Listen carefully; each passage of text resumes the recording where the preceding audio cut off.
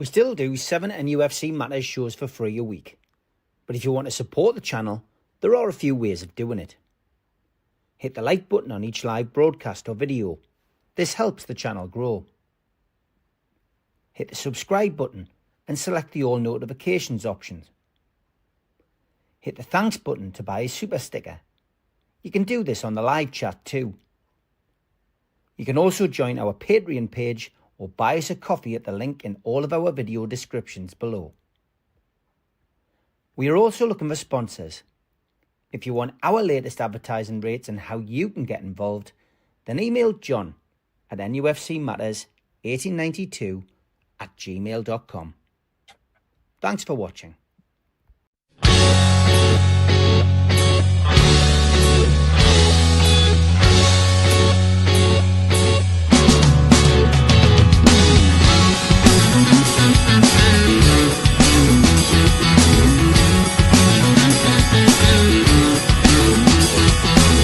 Hush now, city kids, gather round for urban myths. Hush now, city kids. When it came to me after so long, I didn't have no choices in the streets where I was from. When I think about the pain, I didn't have no choices. I took what I had sworn. Hush now, city kids, gather round for urban myths. Hush now, city kids. But you know, they wouldn't let you have it any other way. Stepping back from what you like, the past just pulls you back in again. Save me from myself, it just carries on, just carries on.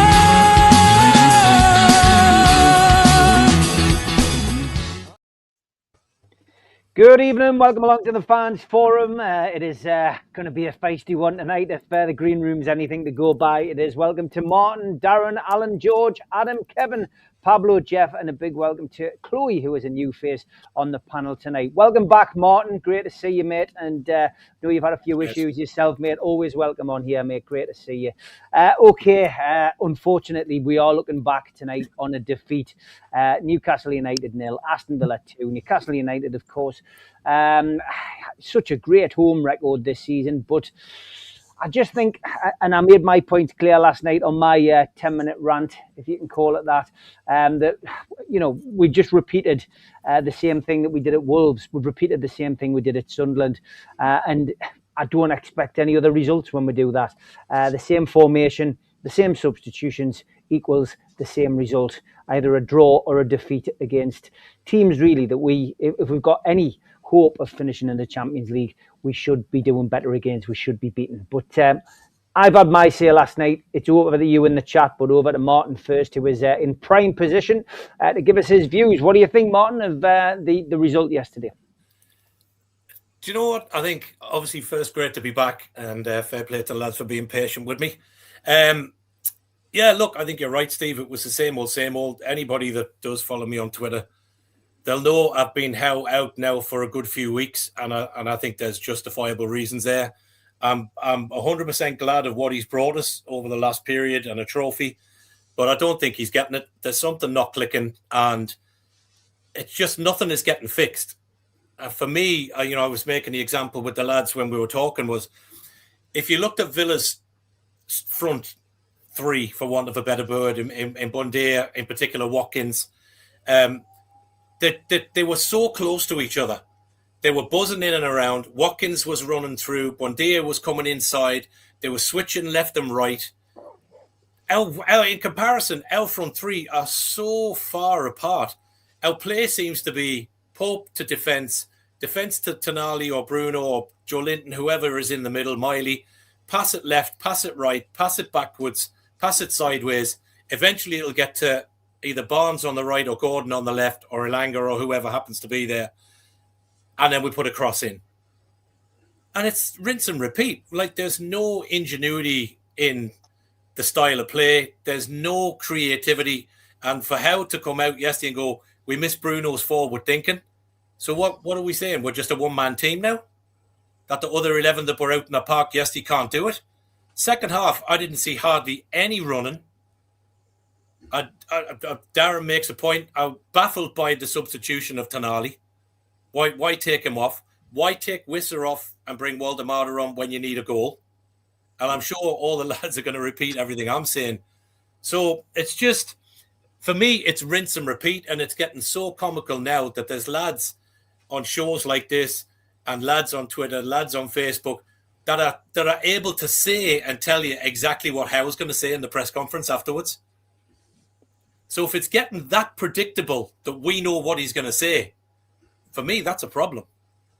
And I think there's a couple of lads I keep in touch with from last season from that are Bournemouth fans, and they'll tell you exactly the same thing. It was no different in some of the days in Bournemouth, in that he was just too stubborn to change it. And he had this principle of this is how we're going to play, and nothing changes. And I think we're seeing exactly that same thing in year 4. So it's disappointing. We had an opportunity to go fourth. Yep, listen, Villa are a good team. They're there for a reason. I thought they didn't really have to break a sweat. They played the second goal for me typifies our defence this season.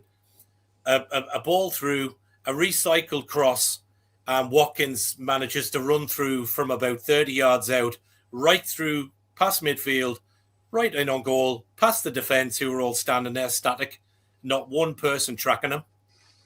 Joke, an absolute joke. So I think, look, is Howe going to be gone? Probably not. I would say he's going to get the rest of the season. But I think based on the away form, based on where we are and only turning up for a game every now and again, it's just not good enough for me. So that's my 2 cents worth for now. Yeah, fair enough, Martin. As I say, it's a great forum, this, because we do get a cross-section of what people feel and what people say. Some people who can go to the game on a regular basis, home and away. Count myself very privileged to be able to do that, as I know you do, Darren. You've been to a lot of games and you've got a busy fixture list coming up. How do you feel, mate, after yesterday's result? Very deflated after the match yesterday, Steve. I didn't fancy Newcastle chances. I said last week you drove for lucky. And we're one lucky. Villa's a good team. They could be able to win yesterday, and we didn't have an answer to match them. If the Norwich scores in the first 5-10 minutes, it might have been a different game. But I think Villa would have just come back and would anyway. Howe's tactics again? It's say a formation, up, left to right to left, passing wise, kind of go forward. Anthony Gordon. Sell the fucker, sorry, but I would sell him to I'll go down to Liverpool on Saturday. I'll drop him off. If he wants to leave Newcastle, because he doesn't want to play on the right. He can't do it on the left. So I'll sell Gordon. If he wants to drop him off, I'll drop him off on Saturday. And how's like substitutions? 60 minutes mark again. Unless Joe Linton got took up because he's injured. But the subs, everybody predicted it was too obvious who he would take off. But if you're 1-0 down, you need a goal. Why not playing two up front? It baffles me. You need to score badly to get some out of the game, and he doesn't do it. I think, like Martin said, I'm trying to defend Howe and say, I'll give him a chance, but I think now after yesterday's performance and recent games, I think Howe's finished. And it pains me to say that. I thought he'd be a lot longer, but he's stubborn, like Martin said. He doesn't want to change his tactics. It's working for 4 years, and he wants to stick with it. I know he got let down by the directors and sort of seen by getting players. And Voltemar, I'm not a fan of Voltemar. He scored goal, but he's not a number 9. The formation doesn't suit him. And we says for Brentford, he scored his goal on the right hand side. He comes from the right hand side, score all his goals. So he's not a natural number 9, is he? In theory, he's not. Trippier's finish, he's too slow. His set pieces was rubbish yesterday, to be fair. Joe Linton worked his socks off Team Footy got injured, but man of the match was Lewis Hall again. The only positive thing you can see out of yesterday was Lewis Hall thing. But it's worrying, McGowan. We're going to play Chelsea, all the big boys, shortly. In the next 5 games, at the minute, I can't see us win a game. That's being honest. I'm going to Newcastle on Saturday. I'm not looking forward to going down, to be fair. I've got a car fall going down, but I'm not looking forward going down. So I think it's got to get next 5 weeks. It's got to be more negative in the next few weeks. Like Steve, to be fair, it's worrying. It's really worrying. I think players are not. How set them up? Are the players not playing for how? Because you can only. That was a poor performance of the players yesterday. Knee one player was hungry yesterday. I thought. Neil won on the drive ball. Joe Linton. He was trying. He was busting the gut. He took a yellow card for the team yesterday. He worked his socks up, or even before he got took off injured. He looked like midfield Tonali and Maley and thing, but it's not great, Steve. Like I say, I was there yesterday. I still actually looked even 1-1, but I got beat. I didn't expect anything else.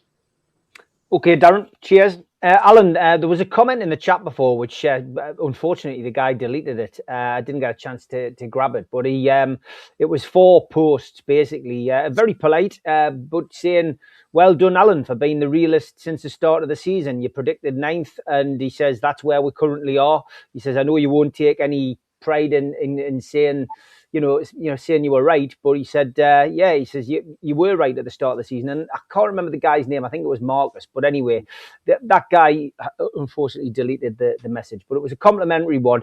I mean, disappointing that yesterday. But I'd point to the Sunderland games and the Wolves games as more disappointing. I mean, Aston Villa were a good team, Alan. Yes, they are, Steve. But you've just highlighted, Steve, there's been so many of them performances this year. You go West Ham away, Brentford away. Sunderland was, the 3 teams I dislike the most. I think God up there must be saying you're going to have a bad season, because the 3 teams I dislike the most, Man United, Sunderland and Villa, because of the taunts they gave with yesterday, just shows you the lack of class they showed going back 16, 17 years with a sub on the Tyne. And they could have just left it at that. I know a lot of Villa fans have never seen them win at Newcastle for 21 years now, but they were the better team. After when Gia scored that first goal, Steve, I never thought we're ever going to come back. We've only come back once this season from being behind. That's a damning indictment of the team. Apart from Bournemouth in the Cup, we went 1-0 down, and you straight away, like Darren and Martin will tell you, that fixture is coming up. It's a who's who of football in the next 5 weeks, lads. Away from home as well, where, the only positive I can see is teams will come up with, so there will be a little bit more open. That's the only way. But lower blocks, we haven't got any solution to it. I mean, like I said before the chat started, when Voldemort is on the pitch, we cross the ball on the deck, and when Whistler's on the field, we'll have them 10 foot in the air. There's no IQ level. Surely the Buendia goal, he had the freedom of the park. Villa have scored 14 goals outside the box from shooting at range, whether it be Morgan Rogers, Buendia, or whoever, because they pass the ball crisply, and so the defence isn't set. When we have a shot, it's blocked off because the defence is set. There's no patterns of play apart from what Martin said. You pass it in midfield, then they've got the 4 or 5 defenders, then midfield, and then we pass it to the wing, we cross it over, and invariably there's nobody there, or the defence cuts it out. It's really poor and depressing, frustrating, lads. We've all got to admit, the summer signings, apart from Voldemort at the start, Ramsey may be coming back into it, they've been an absolute failure. They've never improved the squad. Because, listen, a lot of the lads on here, including yourself, Steve, was saying 4th, 5th. I was shaking my head in disbelief. People were saying we're going to finish 4th or 5th at the start of the season. I never for 1 minute thought we're going anywhere near that. The daft thing is, lads, we're only 3 points off 4th and 5th positions. But does anybody believe we'll get there? Not a chance, in my opinion, lads. If we finish in the 7th in the European places, from now, we've had a damn good season. A really damn... People won't look at it that way. Eddie, as far as Eddie Howe's concerned, Martin, Darren, I'm looking at it and thinking, yeah, maybe. But then you've got Man United looking for a new manager. You've got Liverpool possibly looking for a new manager. You've got Man City possibly looking for a new manager. Arsenal, if they don't win the title, their fans will be screaming for Arteta to go. So you've got 4 or 5 of the top clubs in world football want a new manager in the summer. Are we going to get a top-line manager? I don't think so, lads. Not with a PSR restraints on the club. A top-line, that squad will need reshaping again because, like I've said before, where defence is aging, where the forward line doesn't look up to scratch. That was a mid-table team playing yesterday. Full credit to Villa. I hate them with a passion, but full credit to Emery. Half-time comes. They're 1-0 up. He changes it, like Martin says. He brings Bailey on, and then he puts Mings on to shore up the defence and catch on the break. And all the time when I was watching the second half, this is going to end up 2-0. I never thought, or even worse, really, Villa, if they'd used the options right, should have beaten with 3 or 4. Quite easy. But they didn't. Their passing was poor like ours was. The only good positive I took was Botman. I thought Botman was really good at the back, Steve. I really did. Thought he was coming into some sort of form. I thought Lewis Hall, Darren says he was the man of the match, but I thought he's had his ice skates on in the second half because he was keep falling over. And I'll just leave you with this, Steve. I'm afraid Bouncy's got his bed in the garden for the next month because it was thrown out yesterday, and I've got it lined up with food for the next month because he'd be thrown out a lot more next month. But I am depressed. I am depressed, Steve. I think. And Bouncy's looked at the fixture list and he knows what's coming. And I'll leave it at that. No cats were heard at Alan's house. Anyone listening? He won't be heard. I guide him off on Sunday night when he came after the rain. But and he was thankful for that, and he was next to the fire. But good really, lads, it's depressing times no matter which way you look at it, whether you want Eddie Howe out or not, because I don't see we're getting a top manager in unless we do it now, because the top teams will be, after the World Cup, will be looking for top managers coming in. It's going to be a merry-go-round in the summer for managers, because if, like I say, I go on all the podcasts and Tottenham fans are screaming for Frank to go. You know, Liverpool fans want Slot to go, and Arsenal fans are saying if Arteta doesn't win the league, he's gone. So take your pick, lads. If we get a top-line manager, I'll be amazed. But I'll leave it at that. I'll let George get on, but I'm deflated massively, even though I knew what was coming. We've lost one of the top European strikers we've ever had this summer, and it's like Darren says, that people upstairs, and it doesn't look as though there's going to be any signings as well. Really. Yeah, I knew this was going to be hard for Newcastle fans to listen to tonight, but I think it's a bit of reality sinking in. George, you're often described as a happy clapper, George, which you're proud of course. Have you got any positivity that you can share? No, I have to do something for Alan. It's the first time I've followed him. I shall now tell him what I think of what following him is like. It's like the bloody Death March. Da, da, da, da, da, da, da, da, da. For God's sake, we're fans. It hasn't gone right. It hasn't gone right. And it's a story of two managers for me, not just the players. And the players, I refuse to believe that good players become bad players overnight. What I do believe is, though, that if they're playing in a system they don't enjoy, you don't get the best out of them. And I think that's what we saw this week. On Wednesday, we saw a team that who hadn't lost away for 13 games in PSV in Eindhoven, and yet they came with what intention? That was to mark Bruno out of the game. It was the biggest mistake they could have made, because it left us free to do all sorts of things on Wednesday that we we didn't have the capacity to do yesterday. And as much as I can't stand the man, Unai Emery, that's another occasions when he's outthought Eddie Howe. But at the moment, it's not. It doesn't take a genius to do that. From the first 10 minutes, I said to Steve Hasty, their 4 in midfield are going to run our 3 in midfield ragged. And that's exactly what they did. And that allowed the 2, as others have described, the 2 wide men of Villa to help the centre forward out and cause us all sorts of trouble at the back, where we had the reverse. And as far as Eddie's persistence on his 4-3-3, what I found absolutely galling, after about 15 minutes, when there was a break in the play for an injury, he called Barnes over to the touchline, and you could see what he was telling Barnes to do. Stay closer to Wissa. Stay closer to Wissa. Well, that even unbalanced the team even more, because we didn't even have a 4-3-3.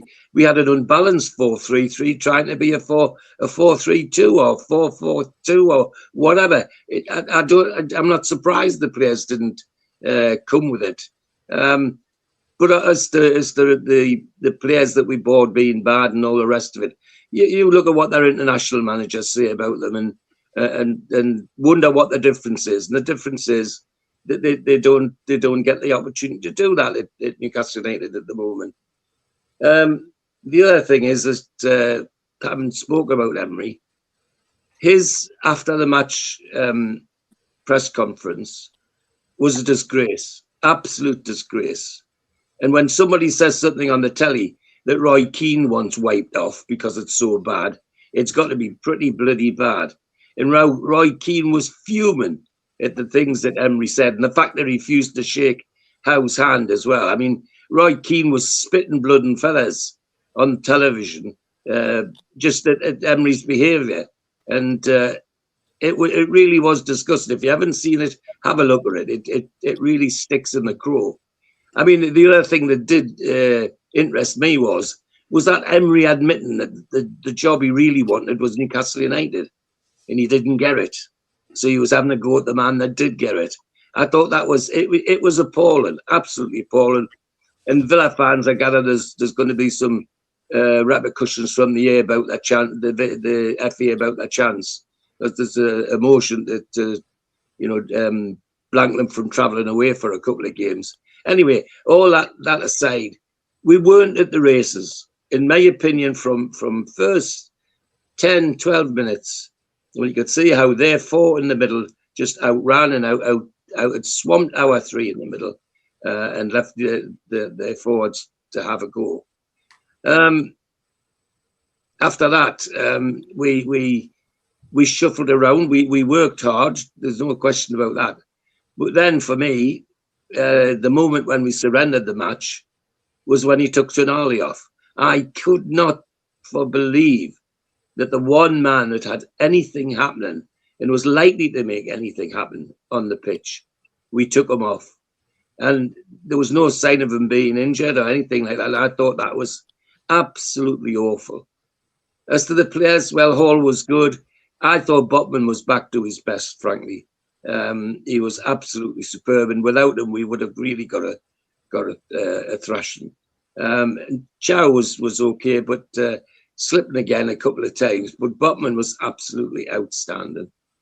What about it? Well, I've never said it before, but Steve Hasty and I have been somebody sits next to us who has a view about it all.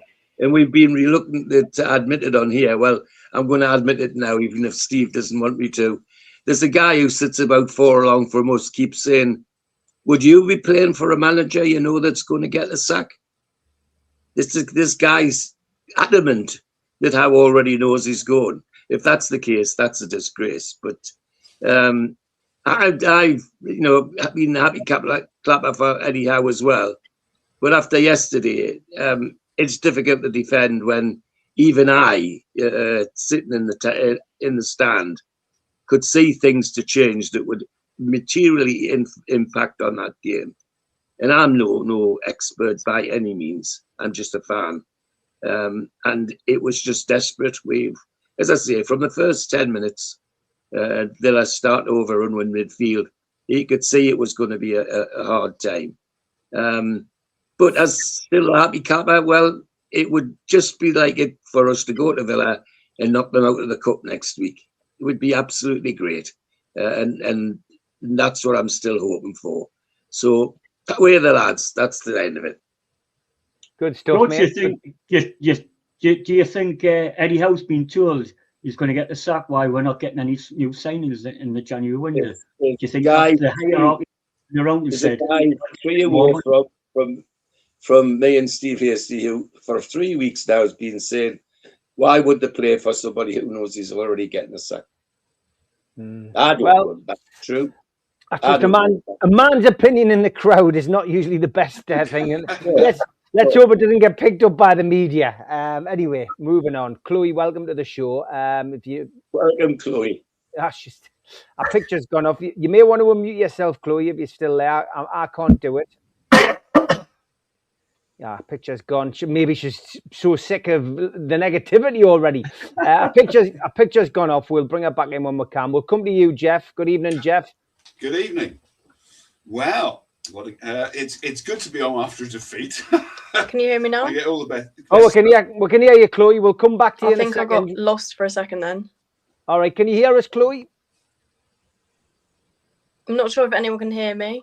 But we can hear you, Chloe. We can hear you. Yeah, as a fan, it was frustrating to watch. We dominated possession, but just couldn't turn the control into quality chances. It had Newcastle had about 60 possession and had more shots and still lost 2-0.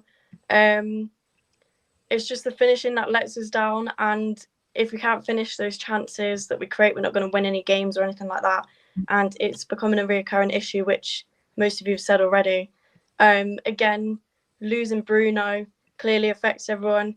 It lacked creativity and structure. It just wasn't the same without him. And it just feels a bit flat when he's not playing.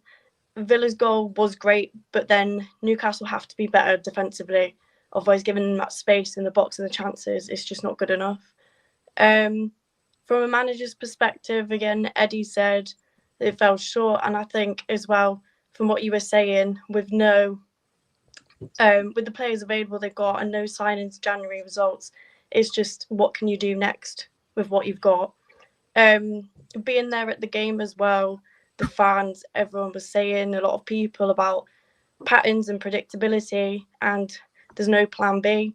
And I think that's something that they've got to look at. I think a lot of supporters are resetting their expectations, and especially with the top four, even European football, a lot of people are saying that feels unlikely. I think after the 3-0 win, it's knocked a lot of confidence down, and I think a lot of people were expecting, I predicted as well, a 2-0 win. So it's just that sort of thing. The positives, though, I think Nick Pope was good. He saved some good goals. From being there at the game, seeing that. Tonali worked hard in midfield, and Lewis Miley, again, I can't fault him. Lewis Hall is good as well. And I think possession's great, but if you can't score from it, then there's not much they can really do. It's almost like 2 steps forward, 2 steps back. And I don't know, maybe they just need to figure out a solution for when there's no spark there or anything like that. But yeah, they can learn from it, and with next game coming up, I think hopefully if they respond to it, the Newcastle fans as well, the atmosphere, there was no atmosphere in the stadium as such because there was nothing creatively going on, so the fans couldn't respond to that. And I don't know, this season we'll just see what comes better of it. Good stuff. Good views. Thank you. Good to have you on, Chloe. Stay with us. We'll be looking ahead to the PSG game before we finish. Jeff, back to you, mate. Yes. Well, I remember the good old days when John Joe Shelby was regarded as the ultimate passer in the club because he could actually put a diagonal ball in, which nobody else seemed to be able to do. And of course, he was 33 at Burnley, and he's gone off to be with the Turks in Istanbul, as far as I know. And yeah, Roy Keane holding a puppy is a nice image. Now, I want to talk about Aston Villa. Their crossing was very poor. Their counter-attacking was very poor. Martinez was amazing. He kept them in the game, I think. Their tactic was to bang it down the middle and see what happened. They had a very short passing game. They didn't seem to be able to do what we could do with longer games. Yes, so they lack a range of passing. Joe got a yellow card for carving his way through them. I thought that was magnificent. He just went through them like a knife through hot butter. That was fantastic. A well-deserved yellow card. But he's got this sort of revenge ethic, hasn't he? You hurt one of my mates and I'm coming for you. I think people know that now. Yes. At one point, Trips was doing his time-wasting stuff in that free kick. And you're thinking, don't try and take time out of the game. We're losing. It was just sort of auto stuff. They had some very nice fancy trim on their shirt. Did you notice that? On those shirts had some very nice embroidery, which I'm sort of vaguely jealous of. But we had them pinned back. They was generally very good, and some of their injuries were fantastic. They did some rolling. I haven't seen rolling that good for ages. They were going down, and there were 3 or 4 loops in there when they went down. Really good stuff. I also want to point out today, 26th of January, 2026 is a palindrome, which is a very interesting thing. And we are still we're only the 17th richest club in the world, by the way. We're not that magnificent. And the USA, by the way, under 19s, Pablo will know this, lost 4-0 to Scotland. But it's good to see soccer getting away in the States there. Yes. There is more I could say. I thought Wissa was actually rather poor. He's not the ball was bouncing off him like nobody's business. But in terms of, tactics, injury records, wasted money, unhappy with the bench, unhappy with the whole transfer business, unhappy with the manager, unhappy with the owners. That applies to just about every club I can think of at the moment. Nobody's happy with anybody. That goes with the game. We're nearly at the top of the league. Somebody needs to change Gordon's prescription. I think Ritalin or something's probably needed there. The formation is actually very fluid, and we can't forget we don't have the resources because of APT and PRS, right? It's not anybody's fault in a club, and there are lots of very young players coming through who know our system and our way of playing, and basically, when it boils down to it, we're all very disappointed that we can't pick up something tactical that we can put over Kev, and we can't get over Alan's score prediction. But don't forget, the other week I predicted 3-0 and we got 3-0. Brilliant. Good stuff. Thank you. And with that mystical... And it's a very good product as well. That's the other thing you can't forget. For a neutral, it's very interesting. It's a great product. Yep. And that's what we're selling here. Thank you. With that mystical sound at the end, we just need to see Rex. Where is Rex? There we go. There you go, Rex fans. That's black and white Rex. It's always worth having Jeff on to see Rex. Yes, Pablo. Jeff, what a boy. Well, you've completely thrown me off again, mate. I think my pleasure. I think what I'd like people to do is say a little prayer for me and Darren. We're going to Liverpool on Saturday night, and then a few days later we'll go to Man City. So just say a little prayer for us. I think probably total respect, Pablo. Total respect. It's a labour of love, isn't it? I think looking at the Villa game, I just want to reply to a comment that I saw earlier in the chat regards Unai Emery. Comparing him with Eddie, and Eddie's a better manager or whatever.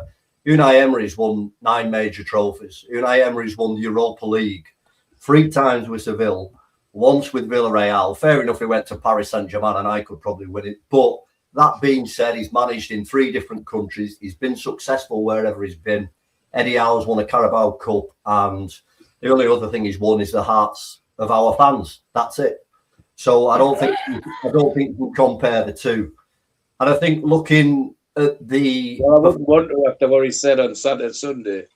Oh, yeah. Listen, I don't love him by any stretch. He's still a good manager, though. Yeah, I'm just comparing the guy's talent, not as... Obviously, I love Eddie and not Unai. That's simple. I think looking at the PSV game, I was very impressed.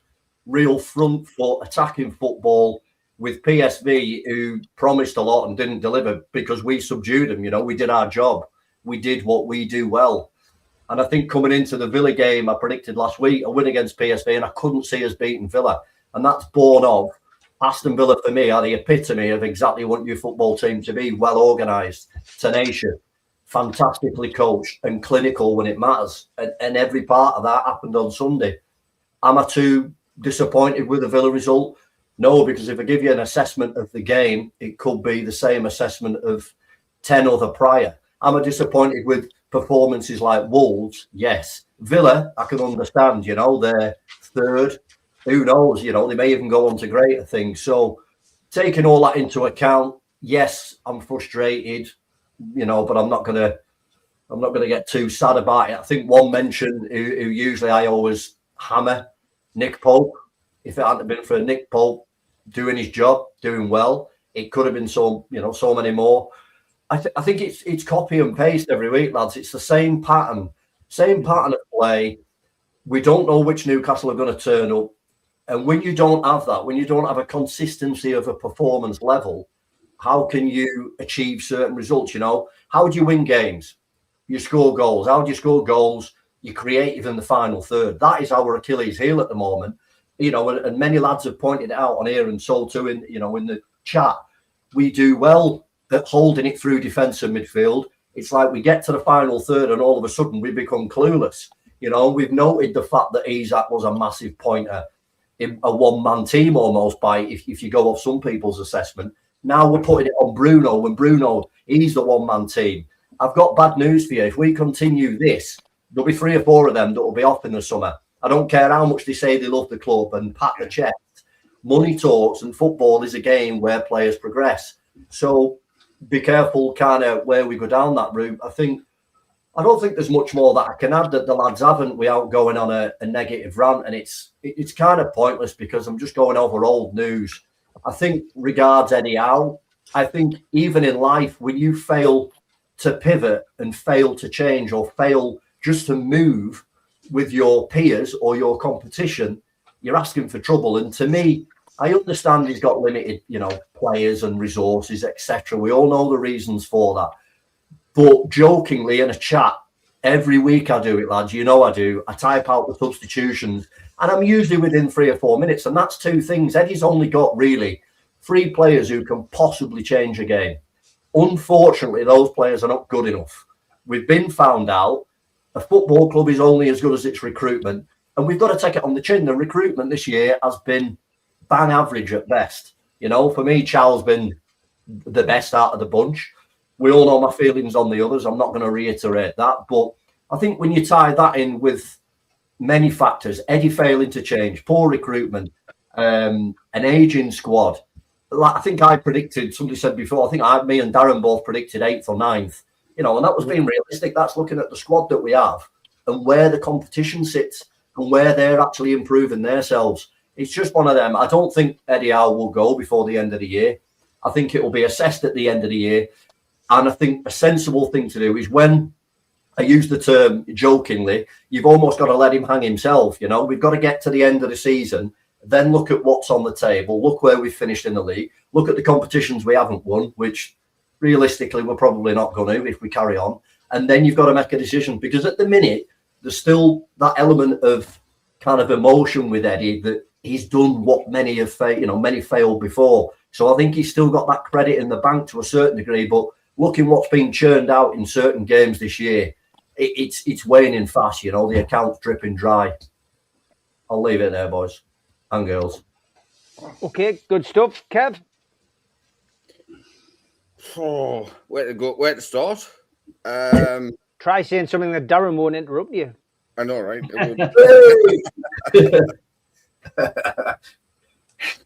I thought we started well. After 37 seconds, we could have been 1-0 up. Tonali should have done better. Tempo of play after that was slow, again, methodical, played into Villa's hands. And I just thought about it when Pablo was talking. Villa are like us as a Arsenal where we were 2 years ago in terms of the way they are basically shithousery, basically running around, working hard, organised, killer instinct. And Pablo hit the nail on the head. The final third is our Achilles heel. Yes, we play through the thirds. Yes, we go from back to front, but we don't go long because Nick Pope can hardly kick at the halfway line even when the wind blows.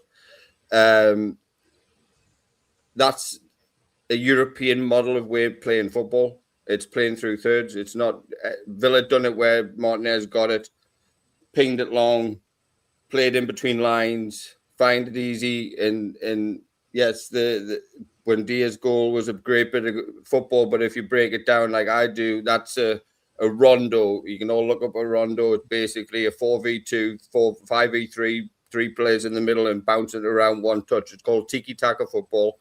You can all look it up, and that's how Spanish teams do it. That's how the best Barcelona teams done it with Pep and whoever it was, with Messi and all that sort of stuff. And it was a good goal. It was a great bit of play. However, and I agree with Chloe, a sense where that space was too much, where Botman didn't get close enough to that shot. He just stood there and turned his back with his half a leg hanging out, and he could have blocked the shot. And the 3 players who were bounced around and to not go against Georgia, yes, we got overran, but it wasn't just a 4v4, a 4v3, it was a 5v3. So again, they're always going to outrun you, and they had double movement from Buendia, Rogers moving all over the place, and just swapping all over the place, and played a box midfield, which is a 4 with 2 in behind, and they'll have the 2 Onana and whoever else it was just sitting, and they'll have the 2 in front. They'll play inverted, which allows Matty Cash and their left fullback, whoever it was, to get down the outsides and overload us down that way. So they created a lot of problems that way. And we couldn't deal with that. But, you know, the final third is the problem. Yes, with Anthony Gordon trying to go down the outside cross with his left foot and putting it into the Gallagher 99.9% of the time, which was driving me through a wall. And then he decides to cut back in and floats a ball into the keeper's hands. Free kicks are floated. So again, there's no thought process. It's again it's just copy and paste. And I'm trying to come up with words and suggestions. But basically, it's go back to a basic type of system. Go back to a basic type of football where we can ultimately get results. It doesn't matter how you get results. It's getting results. At the end of the day, it's a results-driven business. Regardless if you're how in, how out. Hearing, it's a very, very, very short rope he's on right now. He's on a very short rope, and that's from what I've heard. It's a very, very short rope what he's on, and that I'll just leave it there. However, it's like the not the 3 amigos. I wouldn't even call them that. Tyndall, Graham Jones, and Eddie Howe just standing there. We all, like Pablo said, we all know what we're going to say. They all know what we're saying. Every time Eddie Howe writes down on his bloody notepad, it's like his shopping list. We all know what is going to happen. We all know what's happening. We all know what's going to occur. There's no answers. He's reactive versus proactive, and that drives me through a wall. It drives me up a wall. 80 odd minutes, I just started doing the dishes. I knew the game was over. I genuinely did. And it's frustrating for me to see, yes, I live in the United States, but I'm still a season ticket holder. I've been to multiple games across many decades or whatever it is, and seeing the pleasure of the Kevin Keegan type of era, which we don't, yes, we want to see that, but again, it was entertaining football. The Bobby Robson era was work hard, entertaining football. This is methodical crap. It's not good. It's not good to watch. Yes, it might be for the neutral because we win 4-3 against Leeds. We'll take Bournemouth to a 3-3 and win on penalties. Yeah, that's not good. It's not good. It's not good to watch, though. We should be battering teams. We should have put Villa to the sword this past weekend, but we didn't. But yes, Villa are a good side. But they scored a good goal through Bendia. But look, it was a good finish. But we had multiple opportunities to get back, and even before that, to go up and have a lead.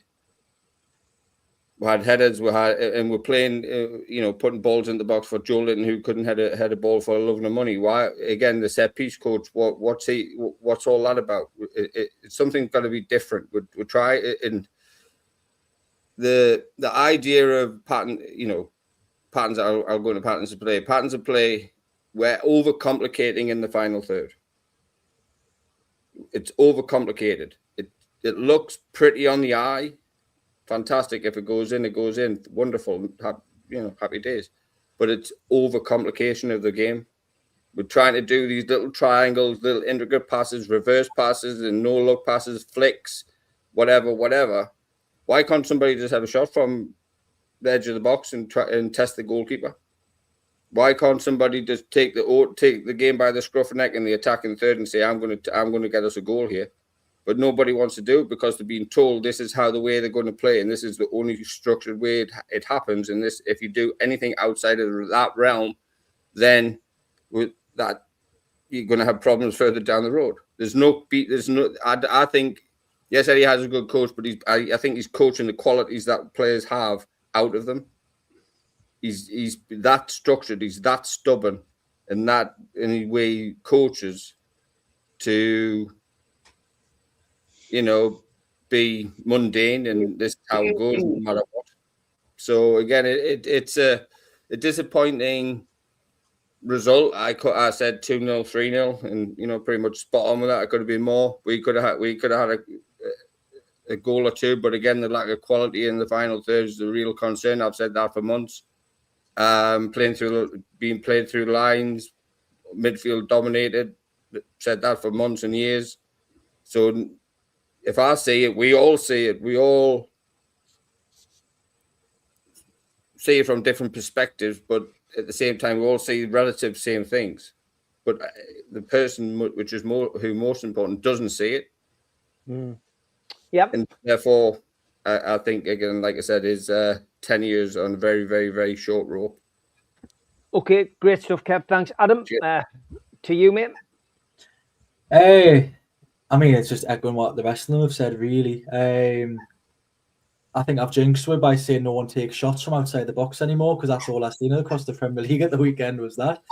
I think that just shows when you've got a bit of bravery and someone's just gone, fuck it, have a strike, see what happens. It happened in multiple games. I think Unai Emery, I think he's absolutely levels above Eddie Howe, personally. That's just my opinion. I think tactically, what he is as a bloke's different. What he is tactically, I think he is absolutely levels above. And I know people go, oh, well, Eddie Howe's won something in England. Like, calm down, lads. It was a Carabao Cup. Like, Unai Emery's went across the world and won the European Cups wherever he's went and things like that. I think Villa, us and Villa were side by side in terms of the project, and I think Villa are just getting higher and higher and higher now, and we're there. And Eddie Howe will come out and say, oh, it's PSR this, PSR that. Villa's in the same boat, and who they've bought's worked and the way their playing's worked, and they're still in European competition this year and they're third. So what's our excuse, Dan Burns said it on punditry when he was injured, there's routines, there's patterns. That just shows there's no creativity because it's all planned. It's all planned. Like the way we're going to play, every pass is planned prior to the game, so there's no adapting to how the game's going whilst it's in front of you. So that's like saying we're 3-0 down, but we still got to do this pass and play. Well, why? Take it to them, change the way you're playing in the game. For me, and people might agree, people might bite my head off, Eddie Howe's reminding me of Ange Postecoglou. There's no plan B. There is no plan B. If plan A doesn't go well, then it's right, we've lost. And that's the way it's been for a while. For me, and again, I didn't think I'd be saying this a couple of seasons ago. Look at the way Man United have played the past two games with a bit of creativity and a bit of freedom. Michael Carrick, he might not be the saviour for Man United, but you never know. Like, look at Arteta. Arteta's only job when the Arsenal was Pep Guardiola's number 2. And you look at these other coaches that have came in. Michael Carrick might be a breath of fresh air for the Premier League, and he might take Man United to the levels that they need to be back at. If they finish top 4 this year, and Michael Carrick's the bloke that stays in there, why not have a pop at him? See what he's like over the course of the seasons, and see if he's a good replacement in the long term. I just think that I don't know who just said it. I think it was Kev there. You see Jones, Tyndall, and Eddie Howe on the subs bench discussing, but they know what they're already going to do. Like, they know what it is they're going to do because it's been planned since the last game. All right, we're going to make the subs between the 60th and 70th minute, and this is who's going to come on. And I think Daz, Alan, Joe all said it before. Like, you're losing. Why have you not put on more strikers? You took one off. It's like for like. You need to be trying to go and win these games, or at least get a point. And I think the disappointing thing is that we all sat here last Monday, and I think the majority were predicted a win for Villa. Like, for me, like, we knew that as fans, like, that we were going to either, we weren't going to win. I don't think any of us said that. It might have been the odd one of us. 2-2, I said I said 2-0, and it's the one score that I didn't want to get right, but then it ended up being right. But I don't know, like, I think it was Kevin Pablo there, you get a manager that knows how to win when you're playing crap. And Eddie Howe doesn't know how to do that, I'm afraid. Like, it's black and white. He doesn't know how to do it anymore. Like, I think he has. Has he lost the dressing room? I don't really like that term, but has he? Or they're not believing in his project anymore? It's quite clearly turned at Man United. Then George said before, players don't just turn bad overnight. They've lost Amarin, and Carrick's came in with bright ideas, let them be free, let them be creative, and they went right, bang, and they've turned over the two best teams in the league. I don't know. It's just, I think, like I said last week, Eddie Howe's lucky he's got the squad of players that are capable of being where they are in the league. Because if he had a lesser team, it'd be a relegation battle. And I'll just leave it there, fellas. Great points from everybody tonight. I've got to be honest, delivered in a very sensible way. And it's always good to do this show when you guys, look, there's no right or wrong. At the end of the day, we're all supporters and we've all got an opinion, and some great comments coming in the chat, but too many to pick out and to read. I think it's just a very it's a complicated time for us at the moment. Eddie's been through these kind of predicaments before, but this one feels different. It does feel as if things have gone stale. It does feel as if there is just a reluctance to do what us as fans, I think majority of fans would like to have seen 2 strikers on the pitch yesterday at some point. I think most fans would like to see Harvey Barnes given a bit of a run on the left-hand side, and maybe Gordon left to sit on the sidelines and maybe think about things a little bit. But, Eddie gets paid to make those decisions. And if he gets those decisions wrong on a regular basis, then what happens? Well, we all know what happens. We get a different manager. So it'll be interesting to see what happens over the course of the next few months.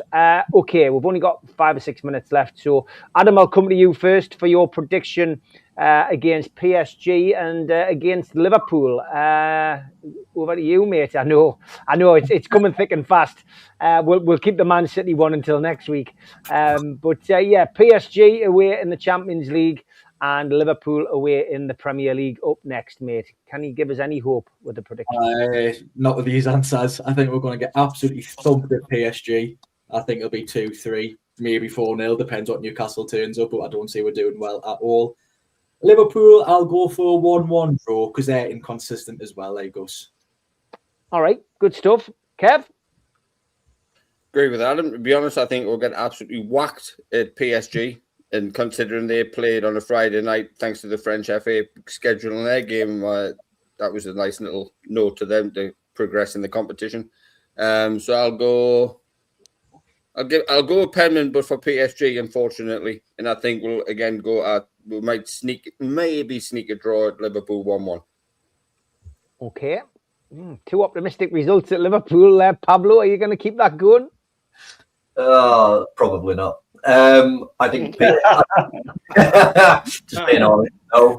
I don't think we'll get thumped at PSG. I don't think we'll win. I think you're probably looking at 3-1, 2-0, something like that. The Liverpool one's an interesting one because they have been dire, but we know Liverpool at some point are going to come alive and give someone a whacking. I just hope to hell it's not on Saturday night. But no, listen, at best, a draw. More than likely a Liverpool win. Okay, Jeff? I just wanted to point something out before I give my prediction, is that Pope's birthday is the 19th of April 94. And of course, you'll spot straight away that makes him an Aries Taurus cusp, which is an ideal sort of star sign for a sweeper keeper. So I've got a lot of optimism about that. And it's 3-0 and 3-0. And Rex agrees. Okay, good stuff. Chloe, predictions for the two games? I'm going to go for PSG 2-1 win. And I reckon Liverpool would probably be the same, but I'm looking at a draw, maybe 2-2. Okay, great stuff. George? Yeah, the happy clapper's back. I think it would get a result in Paris on Wednesday, by the skin of our teeth.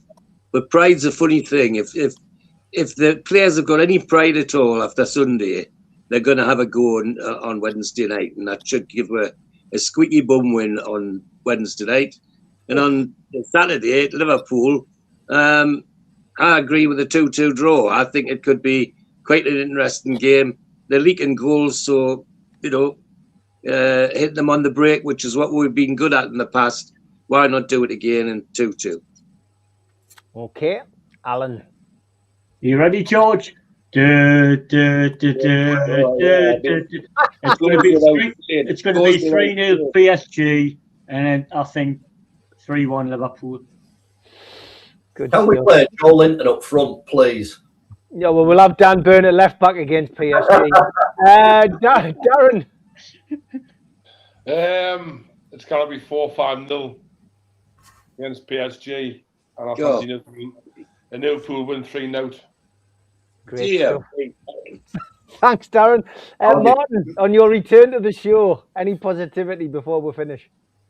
I think, look, PSG for me, I think it's a free hit because probably most Newcastle fans are sitting there going, we're going to get nothing. So I'm going to have a little bit of George's positivity. I think it's going to be 1-1. Then the Liverpool game, I think, will be 1-1, but I think they'll score in the 117th minute of injury time. So I think it'll be 2-1 Liverpool, unfortunately. Fantastic. Well, I tell you what, at least we can have a laugh, no matter what the opinion. It's been an absolute pleasure. Thank you to everybody in the chat. Some great stuff. Alexander Johnson, thanks for your comments on Facebook, by the way, mate. They didn't go unnoticed. Keep them coming throughout the week. Back with Sid, who is free from injury, and his operation has gone well, so he's back tomorrow night with Rob. Wednesday, if George is free, we'll probably do an Ask George. Thursday night, unfortunately, it'll just be me and Gibbo. Supermac is going in for an operation this week, so he's okay, but it'll be an Ask Gibbo on Thursday, and slightly earlier time of 4:30, it'll be the Three Amigos on Friday night. Kevin, go on, mate, just before we finish. Just real quick, my eldest son he was 16 on the 25th, so he didn't have a real great birthday, but happy birthday, son. I love you. He's turned 16. He's 16 years has flown by, and brilliant, mate. Yeah, happy birthday. Happy birthday. Send your own greetings, Kevin. Yeah, I've seen that, George. I appreciate everything. Yeah, so thank you all. Happy birthday to him. Thanks to your mum for looking after Magnus as well. Magnus was over. He managed to catch up with me. Yeah, we should have talked about that instead of the game. He caught up with Darren. He caught up with George. He caught up with Denise and Steve Hasty as well. So he had a great time. I managed to go up to the hotel this morning again just to see him and meet a few of the other Icelandic fans. But great to have them over. The club did look after them, so that's great news. Just a pity that he didn't get the result, but he will be back over to the UK. Got a mention at half time, thank God. Yeah, fantastic, mate. Great stuff. Okay, thanks everybody for tuning in. Welcome back to Martin. Welcome to Chloe. Hope you can become a regular part of the Good debut, and we will be back tomorrow night at 4:00. Take care. Bye-bye.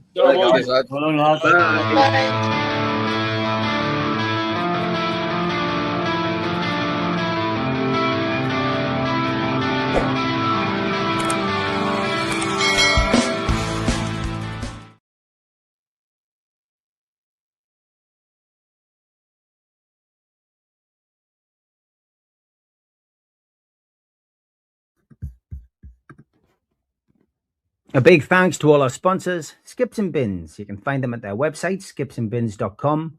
Contact them, www.skipsandbins.com/contact. Say hello to low-cost waste disposal with pay-as-you-go and contract waste management. Big thanks to Media Arts for all the technical side of things. And a thanks to our fanzine sponsor, United Group Travel. UK Coach Holidays established 2020. There are no strangers in our tours, just friends you haven't met yet. 2026 tours, 2 crew, driver and courier, local family company, 3-star plus quality hotels, no interchanges, hot and cold snacks and drinks available on the coach, all excursions included. Website www.unitedgrouptravel.com. Email beverly.ugtl@gmail.com. Telephone 01670 632 460 or mobile 0791 666 4174.